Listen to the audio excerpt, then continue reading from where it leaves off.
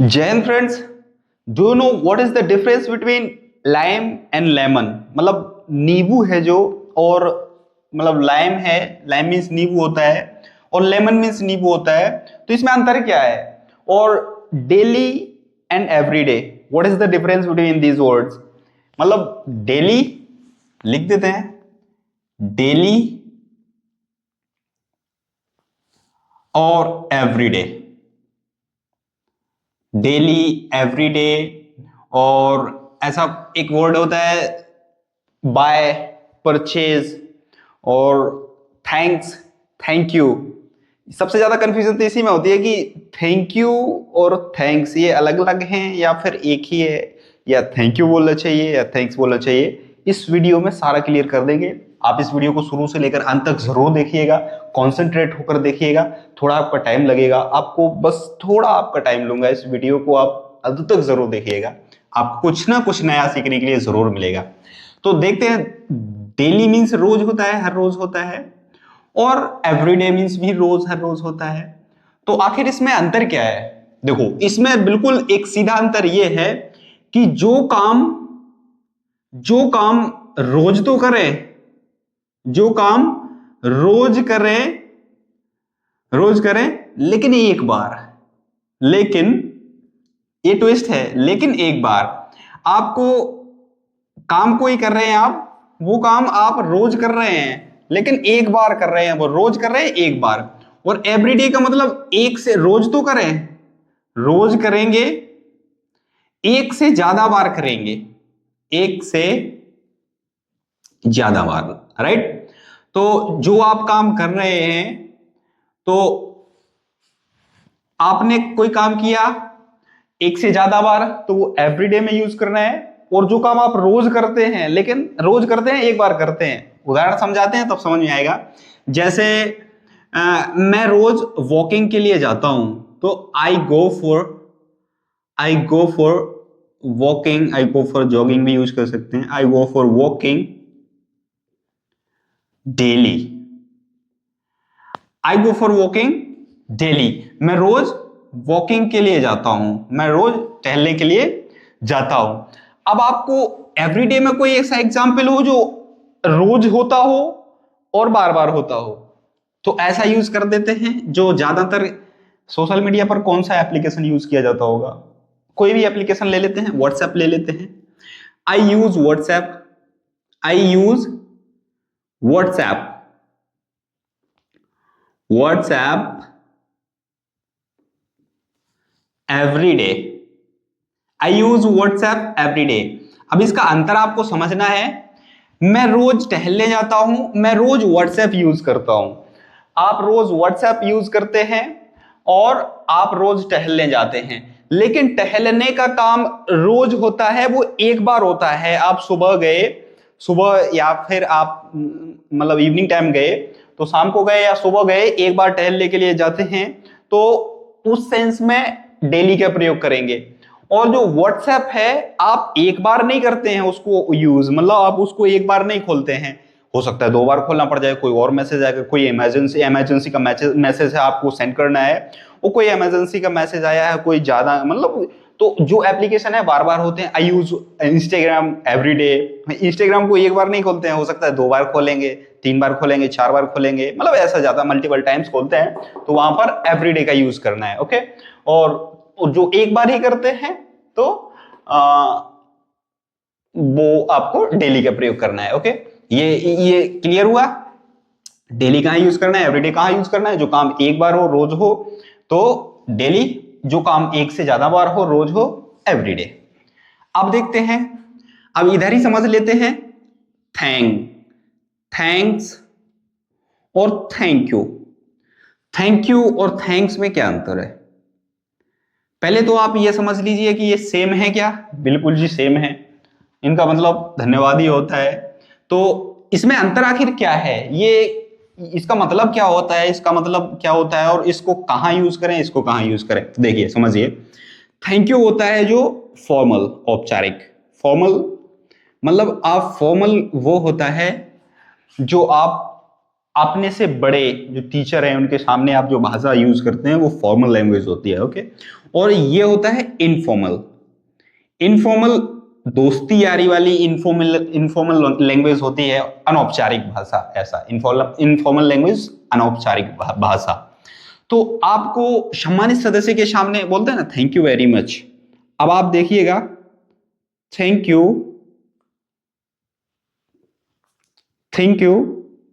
Very much, thank you very much, बहुत बहुत शुक्रिया, ठीक है, बहुत बहुत शुक्रिया। और थैंक यू सो मच, बहुत बहुत शुक्रिया जी। इसका भी मतलब बहुत बहुत शुक्रिया, इसका भी मतलब बहुत बहुत शुक्रिया। अब इसमें अंतर क्या है? इसमें अंतर ये है कि ये फॉर्मल है, ये इनफॉर्मल है। आप दोस्ती यारी के लिए बोल सकते thank you so much, thank you so much, मतलब ये सो मच इनफॉर्मल हो जाता है। थैंक यू वेरी मच ये फॉर्मल वे में बोला जाता है। ओके, तो इतना तरीका आपको समझ जाना चाहिए। फॉर्मल इनफॉर्मल समझ नहीं आ रहा है? जो आप सम्मानित सदस्य के सामने, आप टीचर के सामने जो बोलते हैं, आप टीचर से तो नहीं बोल सकते ना थैंक्स। अब इधर समझिए कि ये थैंक्स है, तो बोलते हैं कि आप जैसे किसी को बोलेंगे thank you sir, thank you sir, thank you sir, okay, thank you sir. और दोस्त के लिए आप क्या बोलेंगे? थैंक्स ब्रो, थैंक्स ब्रो, धन्यवाद बाय, थैंक्स ब्रो, ठीक है। तो इनफॉर्मल दोस्ती यारी वाली भाषा वो इनफॉर्मल होता है, तो उधर इनफॉर्मल वे में थैंक्स का प्रयोग करते हैं, फॉर्मल वे में थैंक यू का प्रयोग करते हैं। ओके, कभी भी थैंक्स गॉड नहीं होता है, थैंक गॉड, थैंक गॉड, मतलब थैंक्स गॉड ही गलत शब्द, मतलब गलत सेंटेंस बोला जाता है, वो थैंक्स गॉड नहीं होता है। इसको आप इसको गलत समझेंगे और इसको आपको सही समझना है, thank God, thank God, okay, thank God.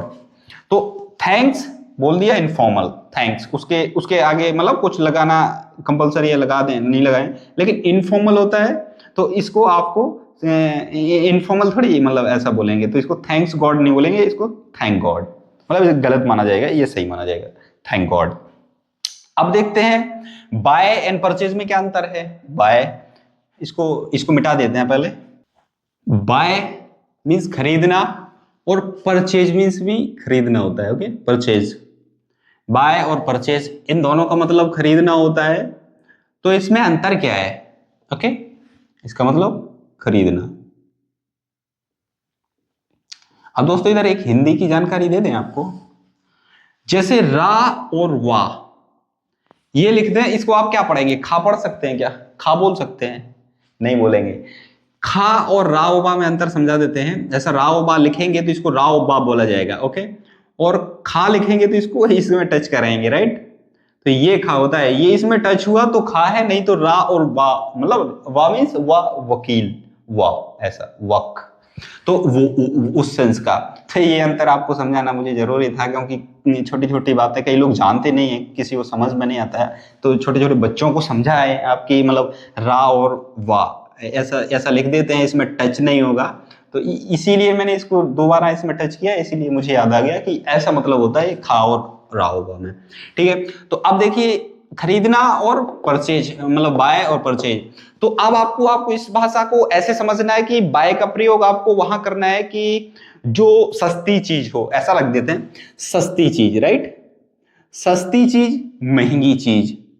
अब आपको ये आइडिया कैसे लगाना है कि ये महंगी है, ये सस्ती है, तो जो लंबे समय तक चले, मतलब कम समय के लिए जल्दी कंज्यूम हो जाए, ऐसा लिख दें, मतलब जो कम समय के लिए होगी तो जल्दी कंज्यूम हो जाएगी ना, जल्दी खत्म होगी जो चीज वो बाय में प्रयोग करेंगे, और लंबे समय तक चलने वाली चीज, लंबे समय तक चलने वाली चीज उसमें परचेज के सेंस में रखेंगे। महंगी चीज परचेज, सस्ती चीज बाय। अब लेकिन आप एक लेबल तो नहीं बता सकते ना कि इस यहां से महंगा हो जाता है, यहां से सस्ता हो जाता है, तो इसीलिए ये सेकंड ट्रिक आपको समझना जरूरी है कि लंबे समय तक चले जो चीज वो परचेज का यूज करेंगे, और जल्दी खत्म हो जाए वो वहां पर बाय का प्रयोग करेंगे। जैसे I am going to the market, I am going to the market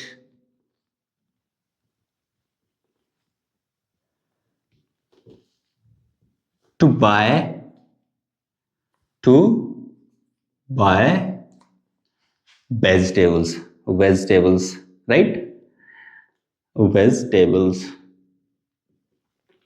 I'm going to the market to buy vegetables, सब्जियां खरीदने के लिए मैं बाजार जा रहा हूं।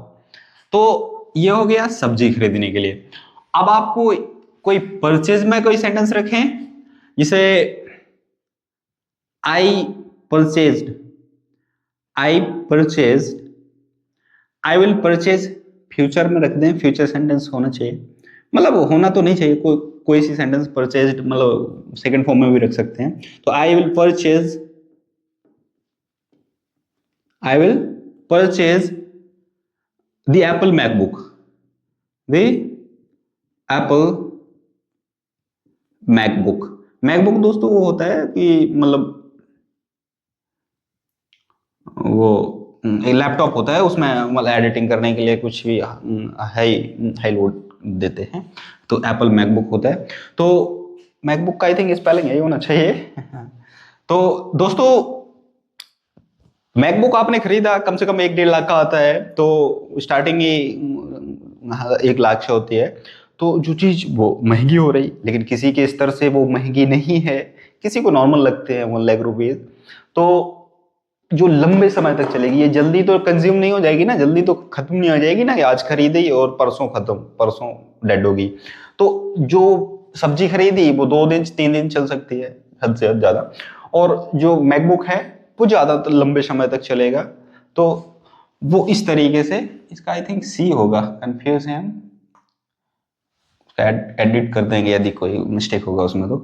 तो ये हो गया लंबे समय तक चलने के लिए एप्पल मैकबुक, और ये कम समय के लिए वेजिटेबल्स। तो बाय का प्रयोग और परचेज का प्रयोग। अब देखते हैं, एक अंतर होता है सी एंड वॉच। सी मीन्स देखना होता है और वॉच मीन्स भी देखना होता है। सी मीन्स देखना और वॉच मीन्स देखना। तो इसमें अंतर क्या है? इसमें अंतर यह है कि सी मीन्स होता है देखना, और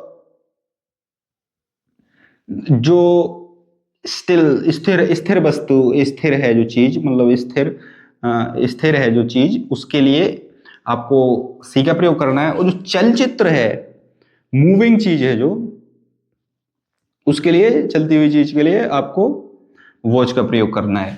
अब उदाहरण के तौर पर समझते हैं, जैसे I I I have seen I have seen the Taj Mahal. I have seen the Taj Mahal. Taj Mahal एक जगह है, लेकिन आप उसको देख लिए। मैंने ताजमहल देखा है, मैं ताजमहल देख चुका हूं। I have seen the Taj Mahal. और I am watching movie, I am watching movie. तो आप क्या देख रहे हैं? फिल्म देख रहे हैं ना। तो आप फिल्म देख रहे हैं तो वो चलचित्र है, ओके, तो वो उस सेंस में आ रहे हैं। तो मूविंग है जो चलचित्र है, टीवी में देख रहे हैं, वहां पर आप वॉच का प्रयोग कर सकते हैं। अब दोस्तों एक लेते हैं लिसन। लिसन मीन्स सुनना, सुनना, ओके, सुनना, सुनना। और एक होता है हियर। हियर मीन्स सुनना। तो इसमें अंतर क्या है दोस्तों? एक्चुअली इसको ऐसा समझें कि हियर मीन्स सुनाई देना होता है, फिर आपको क्लियर समझ में आ जाएगा। लेकिन हिंद है सेंस सुनने में ही, ओके, सुनाई देना। तो आप समझते हैं कि जो ध्यानपूर्वक आप चीज सुने, ध्यानपूर्वक लिख देते हैं, ध्यानपूर्वक किसी चीज के बारे में सुनने की बात की जाए तो वहां पर आपको लिसन का प्रयोग करना है। और जो चीज सुनाई दे रही है तो उस तरीके के लिए आपको हियर का प्रयोग करना है। अब देखते हैं कि मेरी बात सुनो, तो इधर हियर टू मी नहीं होगा, इधर होगा listen to me. Listen to me मतलब मेरी बात सुनो, तो उसमें कहीं ना कहीं अटेंशन है ना, ध्यान है ना, इसीलिए लिसन टू मी, मेरी बात सुनो। और जैसे मुझे जैसे किसी चीज, कोई फैन चल रहा हो, फ्रिज चल रहा हो, तो उसकी आवाज आती है, आप उसको सुनना ना चाहें फिर भी वो सुनाई देता है, तो वो उस सेंस में आपको हियर का प्रयोग करना है। तो जैसे बोलता है ना, मुझे सुनाई दे रहा है, हाँ वो आवाज मुझे सुनाई दे रही है, तो I am hearing that, I am hearing that, मुझे वो सुनाई दे रहा है, yes I am hearing that. तो उस तरीके से हो गया ये, आई थिंक फ्रेम में आ जाना चाहिए। लिसन टू मी बोल दिया है, आप समझ जाएंगे। Okay, LISTEN to me. अब दोस्तों इसको मिटाते हैं। अब समझते हैं लेमन, नींबू और लाइम। क्योंकि लाइम का मतलब चूना भी होता है और लाइम का मतलब नींबू भी होता है। नींबू और लेमन मीन्स नींबू, तो वो उसका अर्थ समझते हैं, इसको मिटाते हैं। तो लिख देते हैं लेमन मीन्स नींबू, एन है ये। ओके, और लाइम, लाइम मीन्स भी नींबू। लाइम मीन्स नींबू, लेमन मीन्स नींबू। डिफरेंस क्या है, अंतर क्या है? कई लोग तो दोस्तों बोलते हैं कि असली लेमन का मतलब असली नींबू का सही मीनिंग माना जाए तो लाइम होता है, कोई बोलता है सही माना जाए तो लेमन होता है। तो इस तरीके से आपको कंफ्यूज नहीं होना है। जो पक्का नींबू है, पका मीन्स पीला लिख देते हैं, कलर ही लिख देते हैं पीला, और पका नींबू। और जो रॉ होता है कच्चा नींबू है मीन्स हरा, उसको आपको लाइम का प्रयोग करना है। हरा नींबू लाइम, पीला नींबू लेमन। ओके, अब आपको कंफ्यूज नहीं होना है। पक्के नींबू को क्या बोलेंगे? लेमन। ओके, और कच्चे नींबू को, हरे नींबू को लाइम। अब इस तरीके से कंफ्यूजन खत्म हो गई। दीज आर 5 लेमन्स, तो इसका मतलब ये 5 नींबू हैं जो पके हैं। और दीज आर 4 लेमन्स, 5 लेमन्स, तो ये पके हो गए।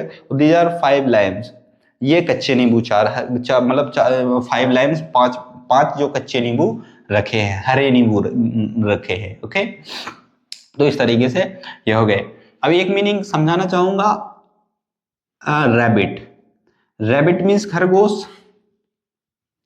ओके, रैबिट मीन्स खरगोश। और हेयर, हेयर मीन्स खरगोश। तो ये इसमें अंतर क्या है? रैबिट मीन्स खरगोश, हेयर मीन्स खरगोश। कोई बच्चा होता है क्या? ऐसा मतलब कोई होता है? तो इसका मतलब होता है ये पालतू, पालतू खरगोश होता है, उसको रैबिट बोलते हैं। और जो जंगली होता है तो उसको मतलब उसको वाइल्ड रैबिट नहीं बोलेंगे, उसको बोलेंगे हेयर, मतलब खरगोश, जंगली खरगोश। तो इस तरीके से रैबिट और खरगोश का अंतर समझ में आ गया। तो दोस्तों ये था आज का वीडियो डिफरेंस वाला। ये आपको वीडियो पसंद आया हो तो वीडियो को लाइक जरूर कीजिएगा, और यदि आप हमारे चैनल पर नए हैं तो चैनल को सब्सक्राइब जरूर कीजिएगा। आज के लिए बस इतना ही, कल मिलते हैं नए अंदाज में किसी नए टॉपिक के साथ। जय हिंद।